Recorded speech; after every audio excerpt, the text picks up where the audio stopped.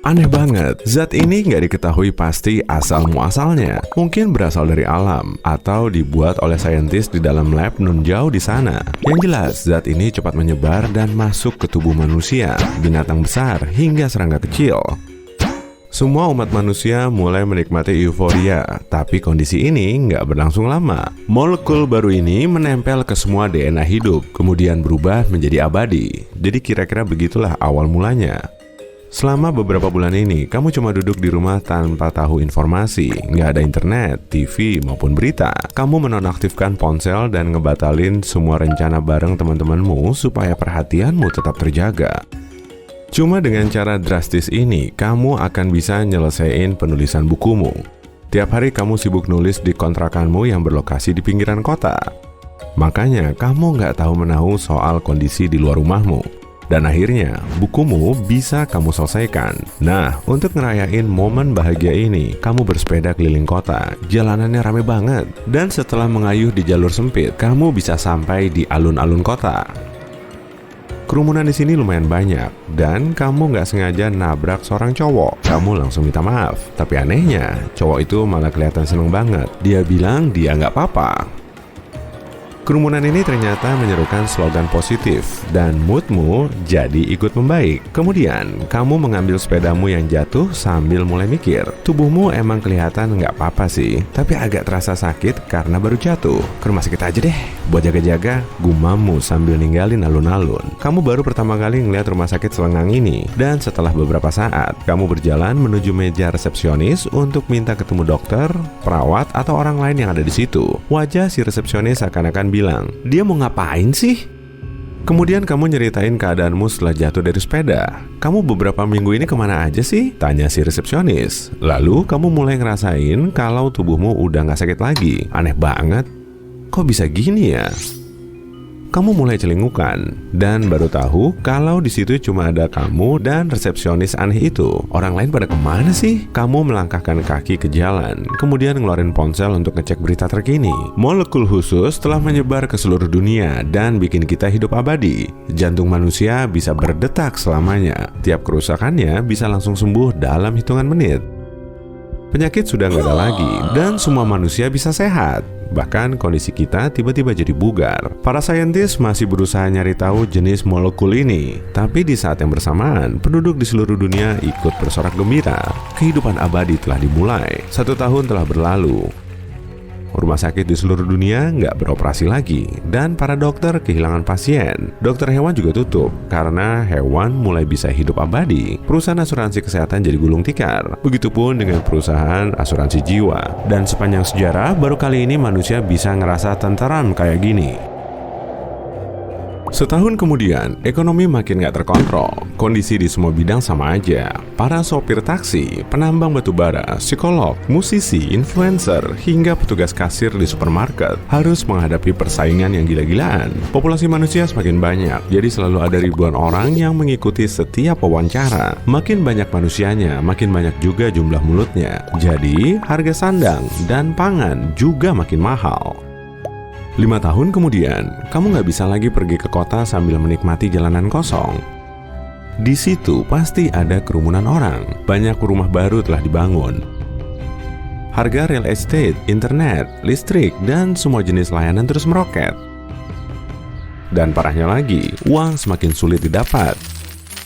Banyak orang juga kehilangan pekerjaan mereka. Para ilmuwan kemudian berusaha ngasih peringatan. Dalam 50 tahun, bumi kita akan sangat penuh sesak. Tapi ternyata masalah utamanya bukan itu. Serangga mulai mampu hidup abadi. Jumlah belalang, kumbang, nyamuk, laba-laba, dan lalat mencapai triliunan.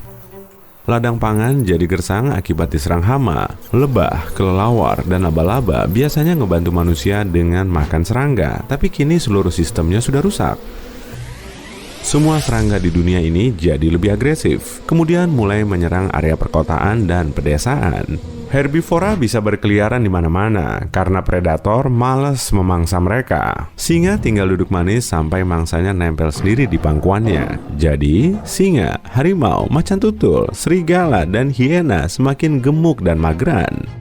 Hewan liar banyak terlihat di jalanan kota. Kemudian muncul pekerjaan baru yang nyediain jasa pengendali dan penangkap satwa liar. Tapi pekerjaan ini sulit dilakukan karena mereka harus ngejar-ngejar hiena di tempat parkir. Selain itu, semua organisme lain mulai bisa hidup tanpa makanan. Tapi semua manusia masih ngerasa lapar. Dan kalau kamu nggak makan, tubuhmu akan terasa lemas. Bahkan sejumlah vlogger nyoba nyari tahu durasi terlama mereka bisa bertahan tanpa makanan. Ternyata tubuhmu bisa hidup selamanya tanpa nutrisi. Tapi sekitar 1 bulan kemudian, kamu akan masuk ke mode tidur super nyenyak. Otakmu seperti membawamu ke mode tidur. Angka pengangguran akhirnya bisa dikendalikan. Jutaan pekerjaan konstruksi baru juga tersedia. Memangnya ada proyek besar apa sih? Manusia mulai membangun kota di lautan dan nyiptain kota terapung yang ditopang oleh sejuta benda mirip helikopter. Dan setelah semua manusia mendapat tempat tinggal, ternyata ada aja masalahnya. Sumber daya alam sangat cepat habis.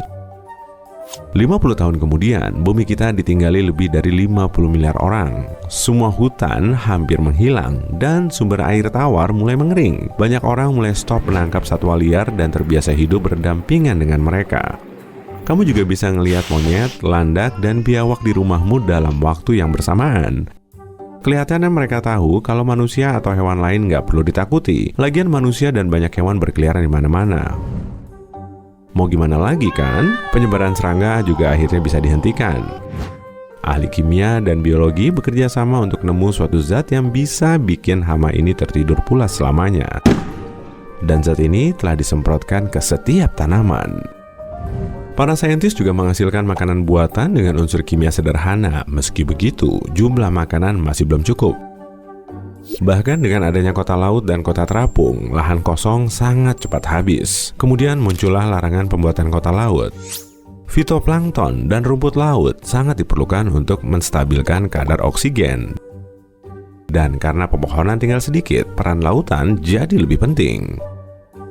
Kota terapung ternyata jadi ide yang nggak tepat. Gas rumah kaca banyak bermunculan dan bikin kita sulit bernafas. Maka rencana selanjutnya adalah luar angkasa. Stasiun Luar Angkasa Internasional bukan lagi satu-satunya objek besar di orbit bumi. Orang kaya membangun rumah pengorbit dengan menyimulasikan kondisi di bumi. Rumah luar angkasa yang besar plus mewah ini sangat mahal dan menghabiskan banyak sumber daya alam.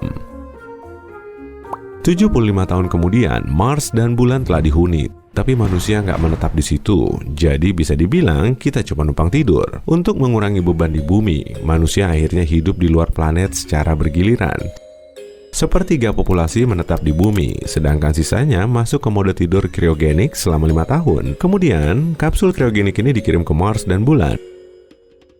Dan saat terbangun, mereka sudah kembali ke bumi lalu bertukar tempat dengan orang lain. Setiap tahun, jumlah orang di ruang krio makin bertambah. Maka selanjutnya, kita perlu mengirimkan armada pesawat antariksa tak berawak untuk mencari planet atau satelit layak huni di suatu tempat.